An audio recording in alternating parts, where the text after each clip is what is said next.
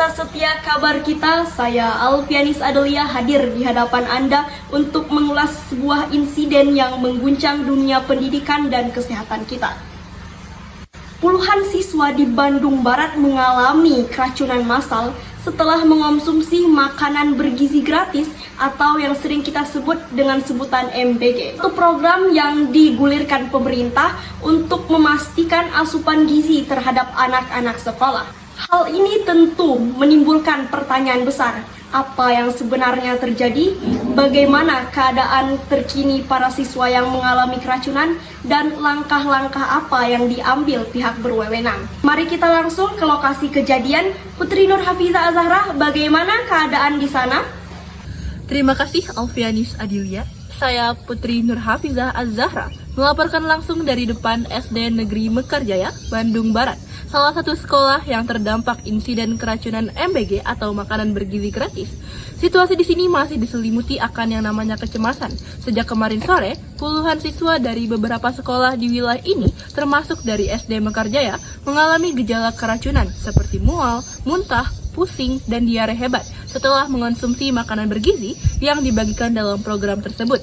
Beberapa siswa bahkan harus dilarikan ke puskesmas terdekat dan Rumah Sakit Umum Daerah Bandung Barat untuk mendapatkan penanganan intensif.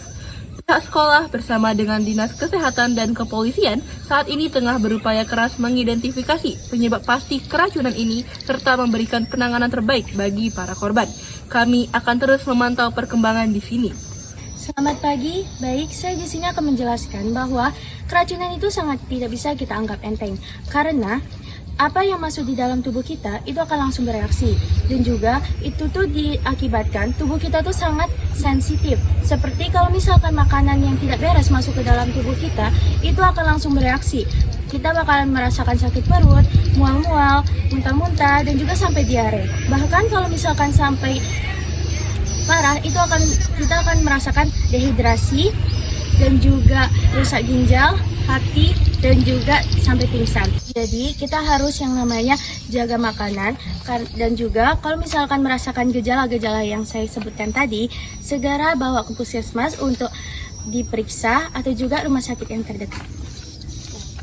Baik, terima kasih Dokter Mutia atas penjelasannya. Sementara itu rekan kami Putri Pratiwi berada langsung di kantor Dinas Pendidikan Bandung Barat untuk menggali informasi lebih lanjut mengenai asal-usul MBG ini. Putri Pratiwi, bagaimana perkembangan investigasi di sana? Baik, terima kasih Alfianis. Saya Putri Pratiwi melaporkan dari kantor Dinas Pendidikan Kabupaten Bandung Barat. Pihak Dinas Pendidikan telah membenarkan bahwa MBG yang diberikan kepada siswa merupakan bagian dari program pemerintah yang bertujuan meningkatkan gizi anak-anak sekolah.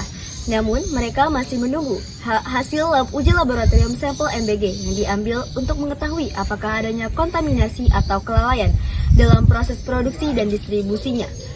Kepala Dinas Pendidikan menyatakan bahwa mereka akan menindak tegas pihak-pihak yang terbukti lalai jika hasil investigasi menunjukkan adanya kesalahan.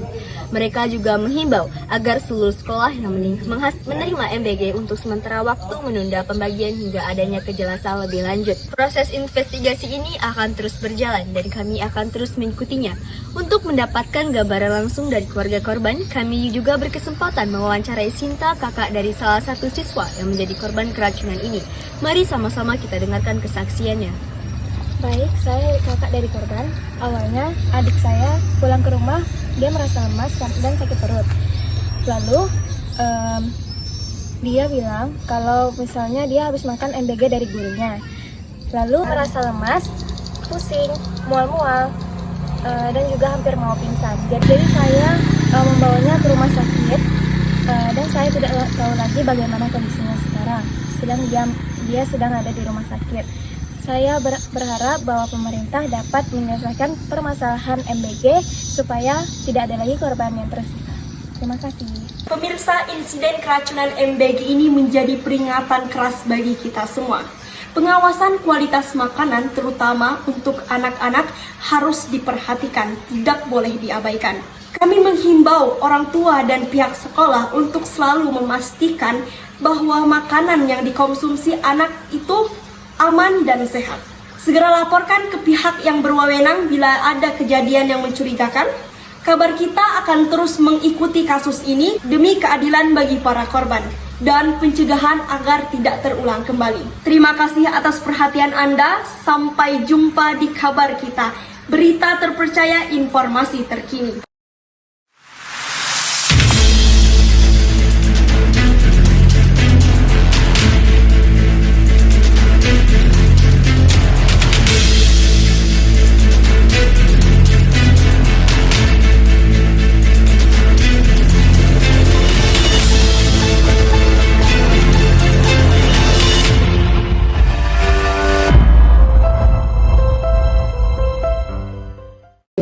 Pemirsa, kabar duka datang dari Sidoarjo.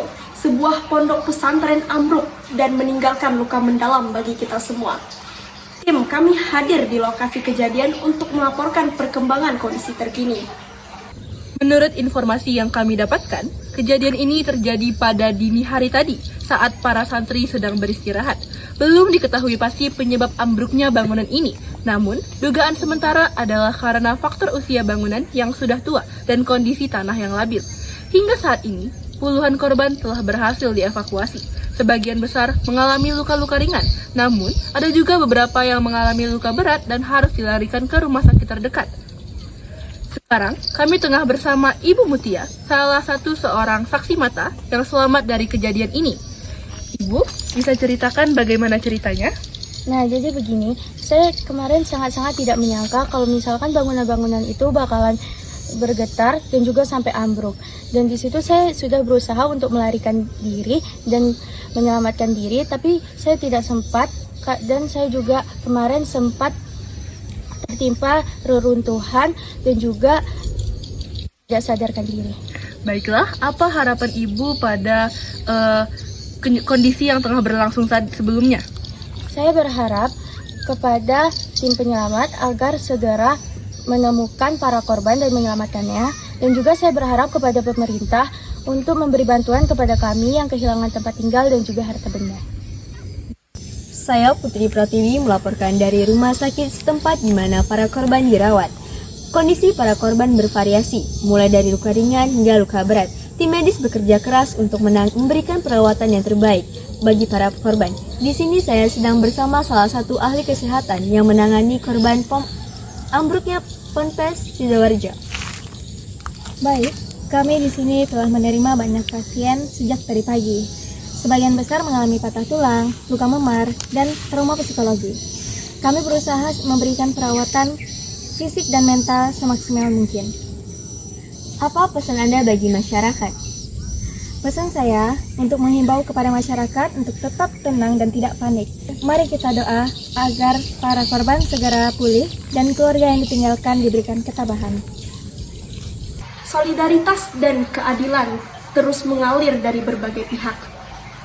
Tim SAR tidak lelah untuk menemukan dan menyelamatkan para korban, serta para relawan dari berbagai organisasi selalu memberikan bantuan logistik, medis, dan psikologis, serta para masyarakat juga membantu menguatkan baik para korban maupun keluarga korban.